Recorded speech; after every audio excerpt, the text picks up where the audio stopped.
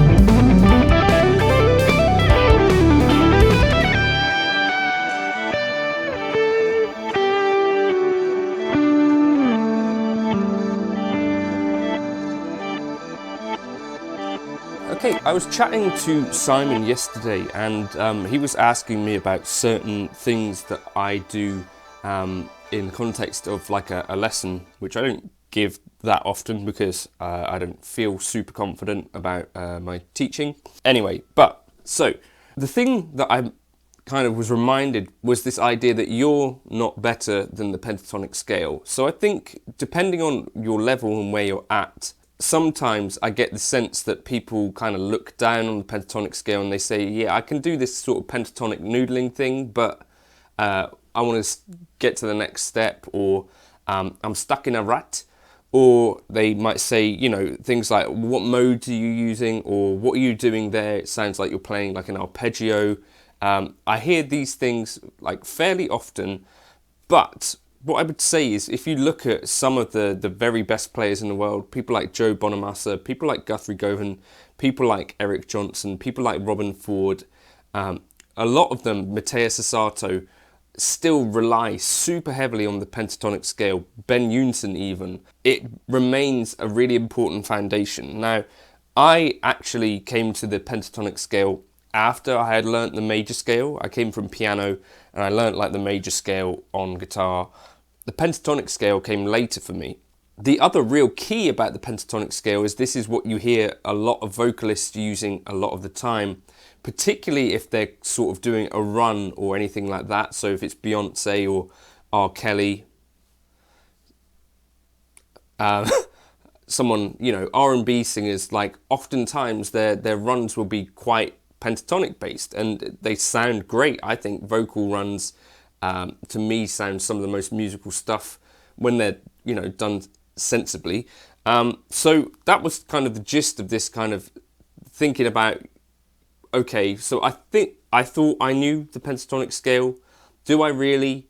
And maybe some things that you could try to get a little bit more out of it. And there's a whole series that I've done on this on YouTube, getting more out of the pentatonic scale. I wanted to sort of talk through some ideas with you. If you do find this sort of thing useful, please feel free to like and subscribe, leave a comment, share it with a friend, share it with your nan, or if you find it really, really helpful, you could use the Buy Me a Coffee link, but don't feel obliged to do that. Patreon will be the place to get some of my worksheet, backing tracks, that sort of stuff. But anyway, let's jump in. The point with some of this stuff is that I think we can all get a little bit stuck in a rut of doing this kind of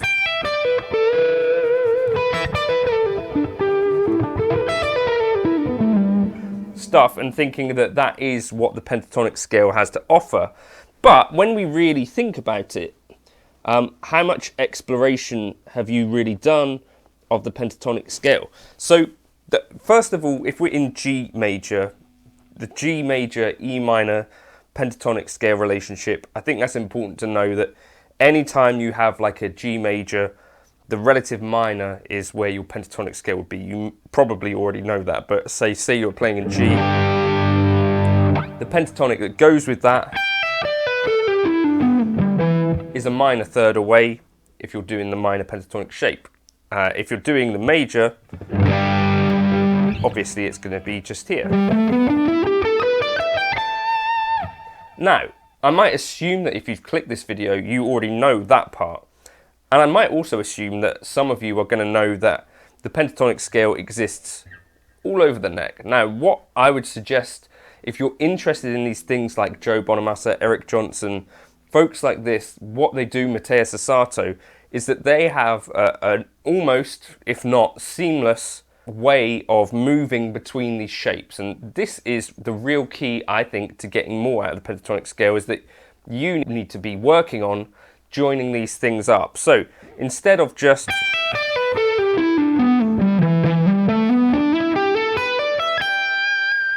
what about if you could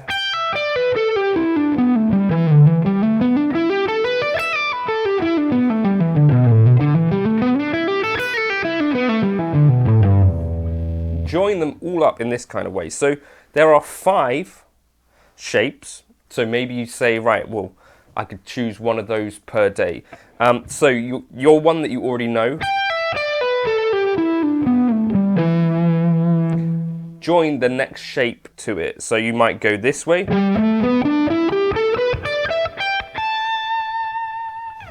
And that would be your kind of next pentatonic box shape. Then you could go, right, I want to join the next one on. And then the next one. And then the last one. Now, how do you actually do this? Well, I think one at a time. So what you would want to do,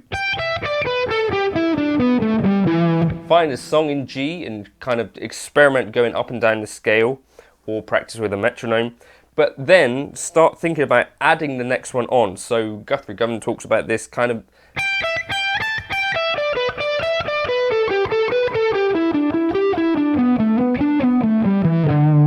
joining up so that you're sliding out of the box.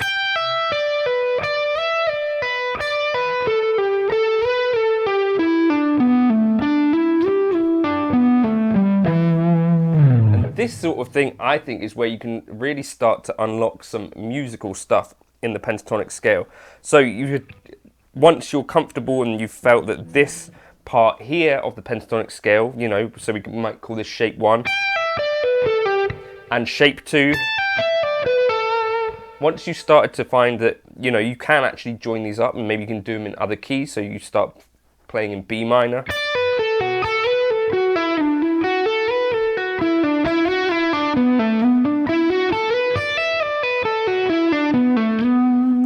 You do this sort of thing, add on the next one. So for us in G major, we might start up.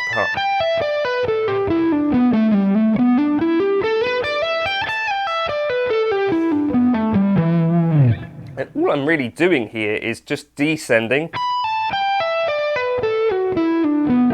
And all I'm really doing here to start with is being conscious of descending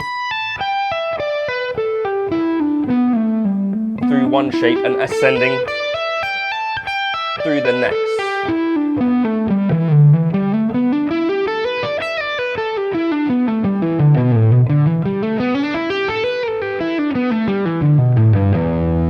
And that in itself is really, really good practice. The next thing beyond that, so over time you could build sort of your bridge of the pentatonic scale, so that in theory you could play your pentatonic scale anywhere on the neck. So then the next logical thing, I think, is to think about, well, okay, so if I had a phrase that exists, where can I play it? And find it in all of your pentatonic boxes.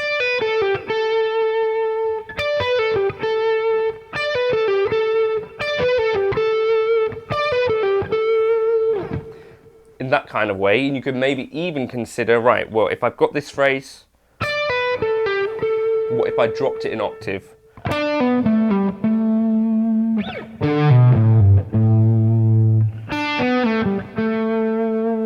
Okay, and what you're doing then is not only, hopefully you can start to see these boxes, but you're starting to think about, right, what if I had a musical phrase and it hopefully will start to be clear that you could play that in many places. That's kind of another really good exercise. So again, if you took a phrase starting on a G there, move it around octaves, move it around, starting on G, in this kind of way. And it could be challenging and difficult to start with, but I think it's really, really sensible stuff to practice, and it doesn't have to be super intense. It doesn't have to be a thing that you work on for hours and hours, but make it a regular thing. Now, once you've got your shapes, and this is the real key to getting somewhere with this pentatonic scale stuff, is to start applying patterns. Now, we could think about groupings, and we could think about timing, or like subdivisions. So subdivisions would mean that you are playing like 2 notes per beat, like, or 4 or 6 or something like that. So be thinking about like triplet time or straight time. So 1 2 3 4, 1 2 3 4, 1 2 3 4. That would be kind of straight time. Triplets might be like that. 2 3 4. Really useful stuff to practice lots of different subdivisions. So you maybe start off and you kind of think, right, I'm going to go 1 per beat, 3 4.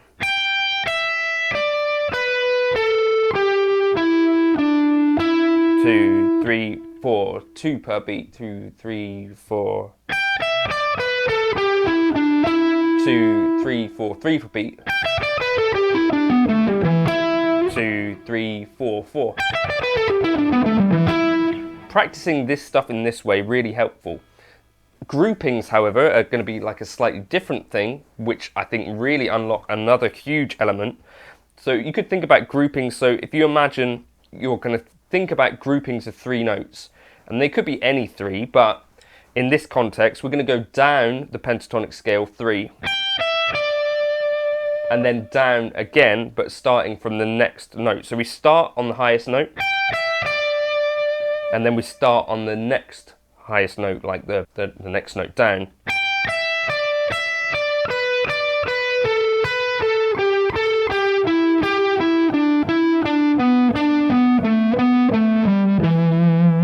Right, and you could do that in all of the pentatonic shapes, right?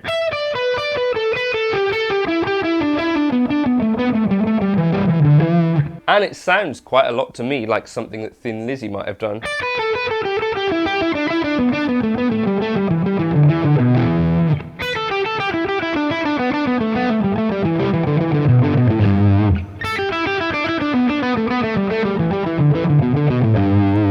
Right, so that's groupings of 3. They don't have to be triplet. 1 2 3 4.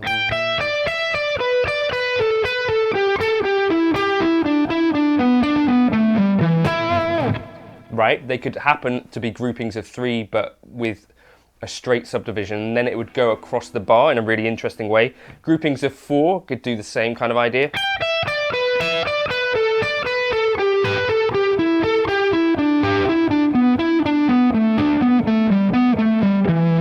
Right, we could do groupings of 4 with triplet feel. 2 3 4. 1 2 3.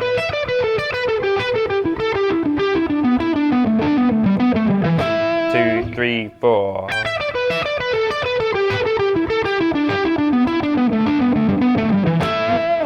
Right, so then you have another interesting kind of across the beat kind of interesting shape that's happening, because we're mixing up this groupings thing, which is sort of going against the triplet feel. It's got a really interesting thing, which is, I think, where you start to get some really beautiful stuff from the pentatonic stuff. And again, you could do that in any shape.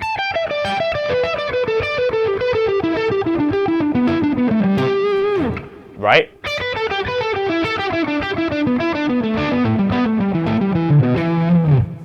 But that's the idea there, using your groupings and your subdivisions together to get some really interesting things. So you could do groupings of 5.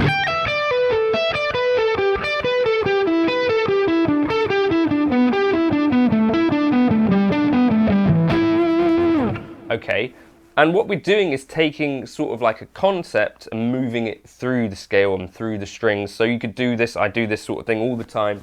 Groups of 6.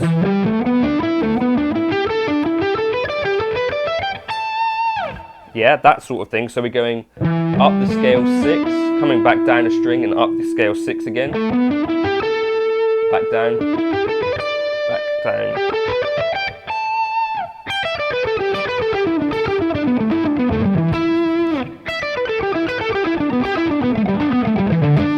You know, really useful.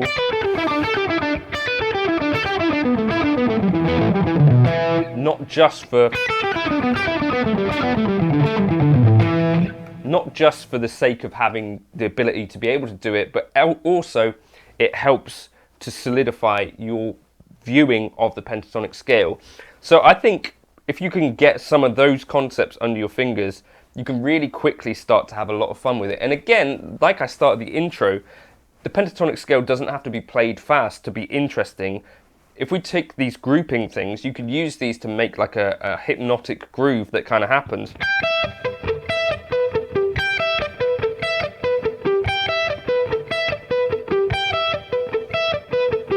And you can then harmonize that if you move things down the scale. Hold on.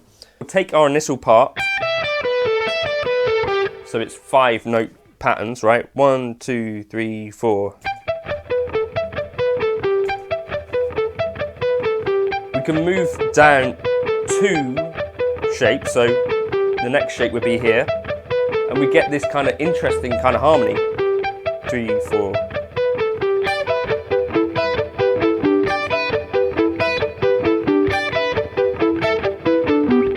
Right? Or you can move down 3 and you get like another harmony.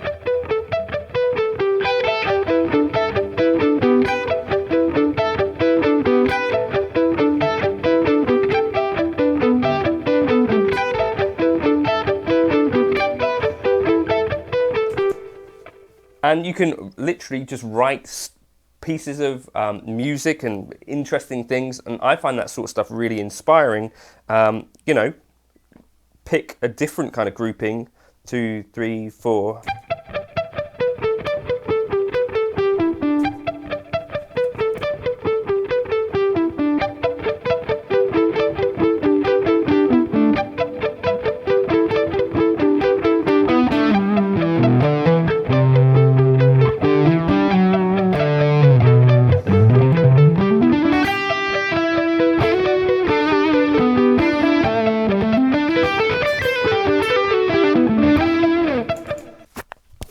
So those are some ways that I think if you're thinking, I'm kind of bored of the pentatonic scale, and maybe you're thinking that's not something that I can get a load of use out of, I think maybe it's worth another look, because for me, I still think the pentatonic scale plays a vital role even in the playing of people who know everything or way more than me, way more than you.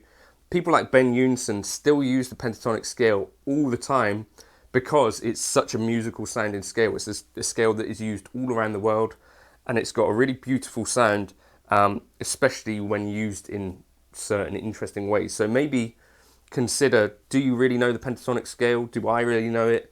Could I get more out of it? For sure. And I think time spent on this stuff is, in my personal opinion, infinitely more useful than time spent on these sort of slightly weirder aspects that don't necessarily get used in a lot of music and don't get used a ton in the kind of music that I get paid to play. Do you know what I mean? So things where I'm concentrating loads on, you know, various modal theories that kind of work on static kind of chord vamps that don't necessarily appear much in popular music. I think time spent on the pentatonic scale could be useful on pretty much every single gig, and yeah, it's kind of great stuff. Let me know if you found this at all useful. Let me know if you want more kind of teaching videos or whatever.